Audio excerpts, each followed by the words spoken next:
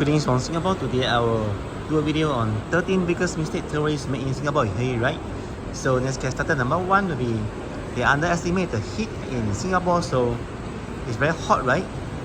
And the weather can be like above 30 degrees on most of the days, unless it's a rainy season. So bring lots of water, umbrella, sunscreen cap or visor, hat, and then wear shorts if possible, unless you're planning to go to religious places like the mosques, temples, and churches where long pants and jackets will be more appropriate. And the next one will be the rainy season, right? In Singapore, it's like December, January right now. So it's also advisable to bring umbrella because you never know when it will rain. And the next point will be most tourists or a lot of tourists, they don't want to eat at hawker center because they think they may not like it, but this will miss out the street food of Singapore if they don't eat at the hawker center. Although there's no aircon there, but most of the good delicious food are all found at the hawker center rather than the food court or the restaurant. In restaurant, you get aircon and good service, but the food may not be delicious. The next mistake will be the tourists will sit anywhere at the hawker center, but you know there's a practice of chop or booking the table by their own personal belongings like tissue, water, umbrella. That means someone has already booked the table and they are actually buying their food and they return back to the table. So if you're sitting at the table, then they will get a shock and you will get a shock when they return and see that actually you are sitting at the reserved table. The next mistake tourists make when they come to Singapore, they don't bring their own tissue. So you know, in Singapore restaurant, food court, there are no tissue provided. So after you eating your meal, right, you find that there's nothing to wipe your mouth unless you bring a handkerchief or some other stuff. It's one thing, and then the next one will be like foreigners think that Singapore is cheap, so everything is not cheap. The hotel, taxi, shopping, you should budget 3 times the amount you go to Thailand or Vietnam or Cambodia. In a hotel in Singapore, it's not the most expensive stuff. One night can cost 150 Singapore dollars for a double room for 2 persons, and they may or may not include breakfast depending on the area you book the hotel in. For example, you book the hotel in Bugis Orchard Road, then $150 is definitely not enough for your breakfast. You need to top up. And then taxi, right, after midnight there's a surcharge of 50%, 50 usually, right? So if the taxi fare is $30, you need to add $15, total taxi fare $45 for that trip after midnight. And then for shopping, you'll be amazed, they have the imported a lot of high-end brand, Burberry, Prada, Chanel. All this is a lot of money. Now the thing mistake that tourists make in Singapore is not taking the bus or MRT, the public transport, because you know public transport is cheap and fast.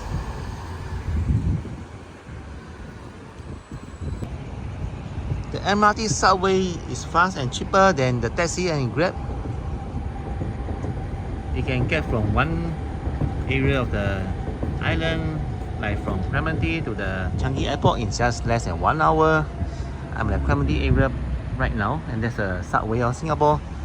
And if you take Grab, right, it's more expensive, and the price will depend on the timing of the day. It's not a fixed price. For example, during the peak hours can be more expensive. And for taxis, there's the surcharge I mentioned earlier during the midnight.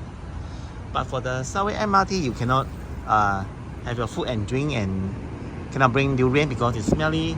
But in the taxi also, you can't bring durian on board.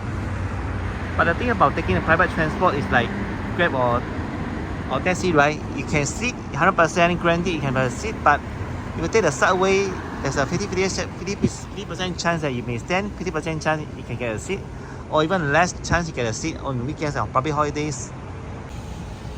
Now the next biggest mistake tourists make when they are in Singapore is not really like following the law. So they think here is like China or any country where spitting is allowed, littering is allowed, jaywalking is allowed. And then you know that if you do not flush the toilet, right, it's actually illegal. It'll be fined for it. In Singapore, the laws are strict. Mostly you can fine, or in more serious cases, you get jail or get jail and fine combination of 2.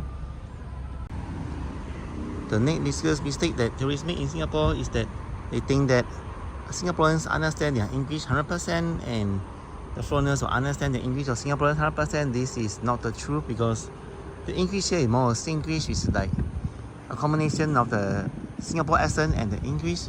So right now speaking English, but some of you may not understand fully because this is not American English, but this is not to blame the Singaporeans because from young in the kindergarten, from like 4 years old, they are taught to speak English this way by their teachers who are also Singaporean, and then this Singlish will continue all the way to their primary school, secondary school, junior high school, or university, and all the way until they pass away on planet Earth and last day on Earth. And Singaporeans are very proud of their Singlish, but maybe I'm the only exception because I think that a lot of things should be improved regarding the pronunciation. Written wise, SMS messaging, writing, no problem.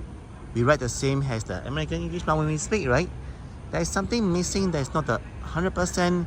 It's not like the pronunciation of American or British English, which I'm really quite ashamed of.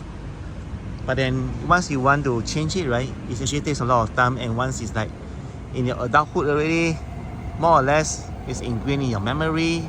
It takes a lot of effort and a lot of time to remove that Singlish and change to 100% American and British English style. Guess what is the next biggest mistake that tourists make when they visit Singapore? That is they only visit a tourist attraction in Singapore, like the Malayan Park, Sentosa, Bugis, Orchard, maybe Chinatown, and then they go back their country without visiting the neighborhood kopitiams, for example, where there are lots of street food. They don't visit the hawker center at Newton Circus. They don't visit the hawker at the hawker center at Old Airport Road, Kim Kit, Tua Payoh, and so much more. Clementi, there's a 448 Clementi Hawker Center. There's so many hawker centers in Singapore, over hundreds. Hawker center, that's no joke, right? And not only that, there are some hidden gems in Singapore, not just a tourist attraction. You can find some of the little shopping stuff in Clementi and in Tiong Bahru. You know, Tiong Bahru is a hidden gem I'll go explore because there's a temple of Monkey God, the Sun Wukong.